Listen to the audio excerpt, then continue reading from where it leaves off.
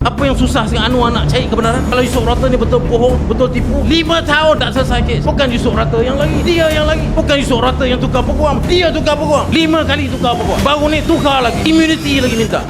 Saya cabar Anwar Ibrahim. Saya bagi tahu kamu ni gila. Confirm gila, letak jawatan. Saudara tengok semua hari email, semua WhatsApp dia dengan Yusof Rata, saudara akan kata confirm gila. Saya tengok dah sebab tu saya kata dia gila. Saya tinggalkan dia bukan sekarang. Yusof Rata baru 2-3 tahun. Saya dah 20 tahun tinggalkan Anwar Ibrahim ni. Sebab apa saya tinggalkan dia? Sebab ada benda yang kita tak boleh kompromi. Bukan benda politik, bukan benda main-main. Kalau benda politik saya boleh telan, saudara. Saya telan sebab apa? Sebab saya orang kanan dia. Saya berjuang paling lama. Kalau nak jadi menteri paling kanan saya lah. Antara sebab yang paling penting, saudara, ialah memang ada scientific conclusion daripada banyak tokoh-tokoh sekretaris dunia. Islam jelas lah, Rasulullah SAW hadis jelas, laknat 3 kali dia sebut. Buat kerja ni tak boleh. Saintis barat sebut tak boleh jadi pemimpin. Sebab apa? Sebab siapa yang mengamalkan perkara ni, dia tak cakap bohong. 2 kes mahkamah tak terpadam. You kata you dapat pengampunan penuh dan sebagainya. Pengampunan penuh ya, tapi kes tu tak padam, rekod tetap ada. Kalau betul-betul nak padam, you saman balik. Sebelum ni saya full ke apa, you tak saman. Sebab apa you tak saman? Walaupun hakim itu bebaskan dia, tapi clause kata berlaku. Hakim yang bebaskan dia pun kata berlaku. Salah seorang baru meninggal, ketua hakim.